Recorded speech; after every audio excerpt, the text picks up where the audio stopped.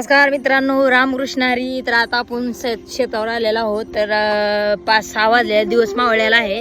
तर दुपारी शेतात जनावर आणलेली बांधलेली, तर ती सोडून घरी घेऊन जायला आता आलेला आहोत आपण. ते बघा तिथे महाराज आहेत, गाय सोडतायत.